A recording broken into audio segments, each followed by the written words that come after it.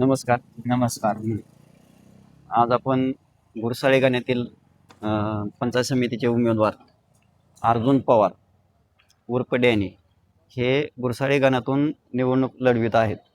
तर मला सांगा पवार, कसा प्रतिसाद आहे? तुम्ही प्रचार करताय. आता मी वाड्या वस्तीवर प्रचार करत आहे आणि अतिशय चांगला प्रतिसाद आहे. कारण की दोन्ही ह्याला लोक कंटाळलेले आहेत. त्यामुळं आणि वाड्या वस्तीचे प्रॉब्लेम चालू आहे ते मी त्या प्रत्येक गोष्टीची नोंद करून घेतली आणि या लोकांचा प्रतिसाद बघून आजच मी जिंकून आलोय असं मला वाटत आहे. आणि मी निवडून आल्यानंतर मी जे लोकांना जे शब्द दिले ते मी पूर्ण करणार आहे. तुमच्याकडं मतदार म्हणजे प्रचार करायला यंत्रणा वगैरे एवढी दिसत नाही आणि तरी पण तुम्ही म्हणता की मी निवडून आल्यात जमा आहे.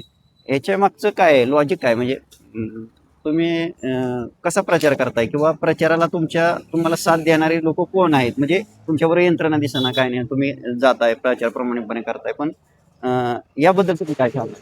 माझी यंत्रणा गुप्त पद्धतीने चालू आहे. हम्म, हम्म, जर कारण की माझ्या यंत्रणेतले जे लोक आहेत त्यांच्यावर राजकीय नेत्यांचा दबाव आहे. हम्म, हम्म. त्यामुळं जर एखादा माणूस माझ्यावर फिरला तर तो दबाव खाली जातो, लगेच दुसऱ्या दिवशी त्या घरी लगेच सर्व सर्व पक्षाची माणसं या घरी जात असल्यामुळं माझा प्रचार शक्यतो गुप्त प्रमाणात जास्त प्रमाणात चालू आहे.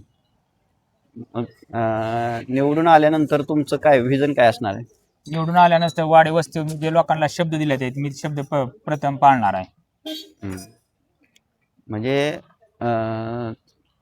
तुम्ही पूर्ण आत्मविश्वासाने यात उतरलेला आहे. आत्मविश्वासाने तुम्ही आता जे सांगता की मी निवडून आल्यात जमा आहे, जनतेचा तुम्हाला असा आहे सपोर्ट म्हणायचं.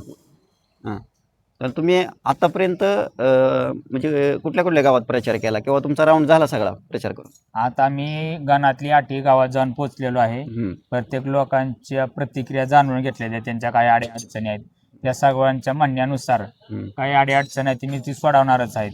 आणि मी त्या शब्द दिलाय आणि त्या लोकांनी मी ज्या लोकांना मी शब्द दिलाय त्या अडचणी सोडवण्यासाठी लोक मला मतदान करणार आहेत आणि ह्यांच्या लोकांमुळेच माझा विजय होणार आहे.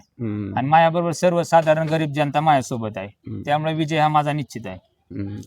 तर हे होते अर्जुन पवार, अगदी सामान्य घरातील सामान्य कार्यकर्ता आणि लोकांच्या पाठिंब्यामुळं किंवा लोकांच्या सपोर्टमुळं ते उभं राहिलेले आहेत. गजपोर